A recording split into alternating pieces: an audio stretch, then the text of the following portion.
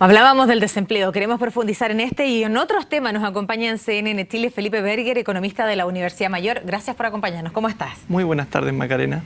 En primer lugar, ¿por qué se mantiene, pese a las distintas cifras que hemos tenido en torno a la economía, se mantiene el desempleo de esta manera, con buena salud? Mira, efectivamente, nosotros hemos podido ver que la cifra de desempleo, la última cifra publicada por el INE es de un 6,1%, ¿no es cierto? Y una cifra bastante buena. Pero si uno mira la cifra, en una primera mirada, muestra algo que está escondiendo una realidad.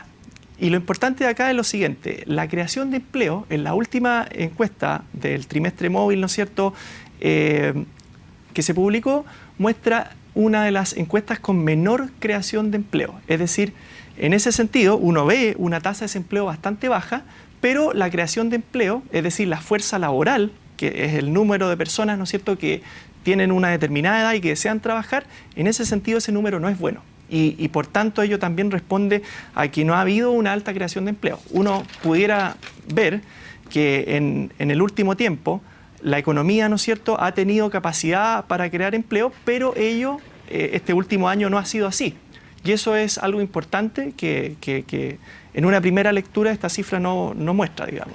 Y en este caso, ¿quiénes son los encargados de la creación de empleo, entendiendo la forma en la cual terminó la economía el año pasado, el presupuesto que también se empezaba a implementar para este año? Claro, aquí es bastante difícil señalar a una persona como un responsable. Sin duda, el sector público, en la medida de los estímulos de inversión, ¿no es cierto?, y todos los efectos que generan incertidumbre, como lo fue en su primera instancia la reforma tributaria, como lo fue posteriormente el efecto que va a generar, ¿no es cierto?, la discusión hoy en día de la reforma laboral, todo ello, ¿no es cierto?, genera a sembrar más incertidumbre y, por tanto, digámoslo así, congelar de alguna manera las decisiones de inversión. En la medida que una economía tiene, ¿no es cierto?, capacidad de crecimiento, donde uno ve constantemente que hay proyectos de inversión que se van a materializar, ello es un buen indicador para la creación de empleo. Y en la medida, por cierto, en donde nosotros no veamos que la cifra de inversión es un porcentaje bastante alto del Producto Interno Bruto, ello también va a generar que la creación de empleo no sea buena y que, por tanto, no haya, ¿no es cierto?, mucha gente que está ingresando al mercado laboral y por tanto, con todas las consecuencias que ello genera. Significa, claro. Vamos de inmediato a hablar de otra cifra, y lo veíamos ayer en el informe de política monetaria del Banco Central, como es habitual en la comisión en el Senado, y la cifra más a destacar es la inflación. Efectivamente. ¿Qué significa eso y por qué se corrige de esta manera? Efectivamente, el Banco Central, ¿no es cierto?, en el último IPOM, como bien señalabas tú, Macarena, presentado el día de ayer al Senado, ¿no es cierto?, hace la corrección de expectativa de inflación de 2,8% a 3,6%. ¿Ah? Eso es bastante preocupante. ¿Por qué? Porque básicamente uno, en términos económicos, señala de que la inflación es cómo cambia el costo de vida en el tiempo. Es decir, cuánto compra un peso hoy día y cuánto va a comprar ese peso mañana. Y no es una muy buena noticia para las familias, ¿no es cierto?, chilenas, dado que ello va a generar que el dinero con que cuentan, ¿no es cierto?, va a adquirir menos bienes y servicios. Entonces, por supuesto que no es algo favorable en este ambiente económico. Y más aún cuando uno observa que la proyección de crecimiento también del IPOM está entre un 2,5 y un 3,5%. Sería esperable tener signos de inflación un poco más altos, pero que sean acompañados también de crecimientos más altos, no de cifras tan bajas de crecimiento. ¿Por qué se da esta disparidad? Básicamente lo que ocurre, primera parte, decíamos, la inflación, el efecto, te lo puedo señalar básicamente por lo que ha ocurrido en términos de la apreciación del dólar. ¿Ah? Nosotros, muchos de los bienes que consumimos, cuando tú haces la medición de inflación, tú consideras una canasta base, ¿no es cierto?, que contiene bienes y servicios, los cuales uno consume todos los días. Muchos de esos bienes generalmente están indexados, ¿no es cierto?, a precios internacionales, en este caso el dólar, y por tanto uno, al observar un tipo de cambio que va en torno a los 620 pesos, eso tiene obviamente un efecto directo en los bienes, ¿no es cierto?, transables, y por tanto el efecto directo también es que uno observa, ¿no es cierto?, mayores medidas de inflación. por una parte. Y por otra parte, señalarte, ¿no es cierto?, las bajas cifras de expectativa de crecimiento económico también son consecuencia de la incertidumbre económica. Es decir, cuando tú estás en un país donde se está llevando a cabo mucha reforma, una reforma tributaria que está entrando ya en vigencia. Pero que ya despejó las dudas. Por cierto, pero Macarena, me vas a creer que muchas veces no se sabe cuál es el efecto en todo sentido de la reforma tributaria. Hasta que esté aplicada en su Exactamente, totalidad. hasta que entre en su completa, ¿no es cierto?, vigencia. Y eso también en conjunto con la reforma laboral, ¿no es cierto?, con la reforma educacional, genera, por cierto, un ambiente de incertidumbre y eso genera que las decisiones de inversión se vayan, digámoslo así, estacionando. Te quería mencionar que las últimas cifras de inversión para el tercer y cuarto trimestre del año pasado indican que la inversión corresponde a un 24% del PIB. Veníamos con inversiones sobre el 27%. La buena noticia es que por lo menos se estancó y no decreció. Y obviamente eso tiene un efecto en las cifras económicas, de crecimiento económico.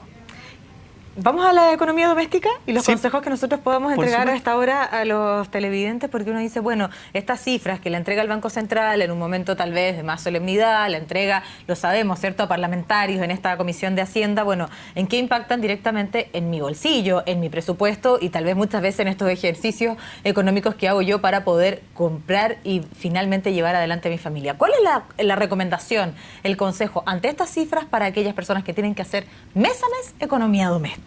Efectivamente, una tremenda labor.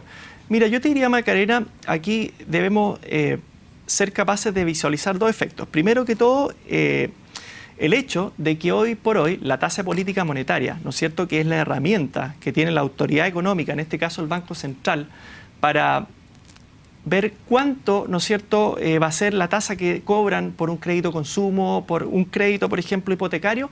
Esa tasa hoy por hoy es de 3%.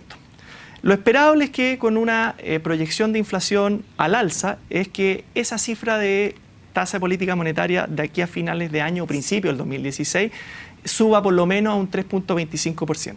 Entonces, suba la tasa de interés. Efectivamente, porque cuando tú observas rebrotes inflacionarios, lo más normal es que el Banco Central, una de las medidas que va a hacer es va a subir la tasa de política monetaria, es decir, de 3% a 3.25%.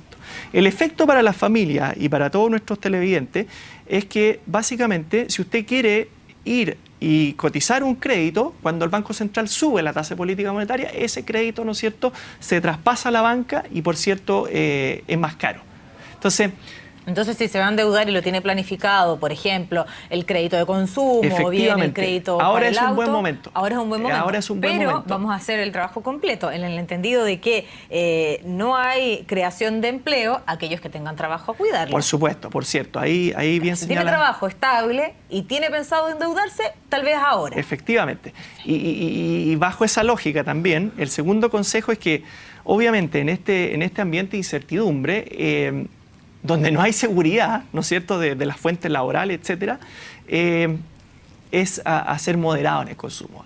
Efectivamente, tal vez no es lo mismo pedir un crédito de consumo para alguna cosa de pequeña necesidad versus, ¿no es cierto?, un crédito hipotecario donde tú te endeudas entre 20 y 25 años con la banca. Entonces, desde ese punto de vista también el consumo hay que ser moderado.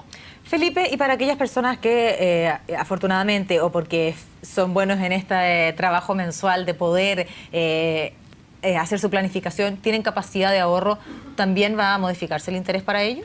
Por cierto, porque al final... En la medida que esto ocurra, porque todavía no ocurre. Claro, en la medida que sube, ¿no es cierto?, la tasa de política monetaria, eso genera, ¿no es cierto?, dos efectos. Un efecto en el consumo y otro efecto en la inversión.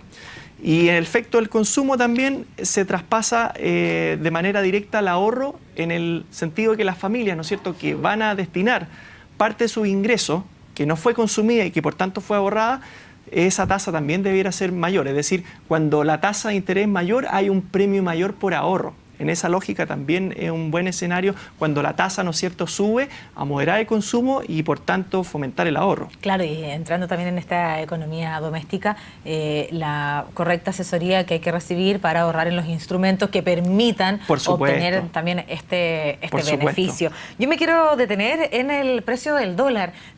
Conversábamos también fuera de micrófono, tú decías, bueno, bordea los 620 pesos. ¿Qué se espera que pase con el dólar de aquí en el corto y mediano plazo? Mira, en este contexto económico, donde tú ves, ¿no es cierto?, cifras de inflación al alza, donde ves, ¿no es cierto?, una banda de crecimiento en torno, decíamos, del 2,5% al 3,5%, hay que mirar, ¿no es cierto?, uno siempre dice a nuestro hermano mayor. ¿Y quién es nuestro hermano mayor? Estados Unidos, nuestro hermano mayor. ¿Qué es lo que ocurre con Estados Unidos? Ahí uno está viendo, ¿no es cierto?, buenas cifras económicas. Por ejemplo, la última cifra de desempleo en Estados Unidos correspondiente al mes de diciembre fue de 5,9%, casi 2,5 millones de empleos creados.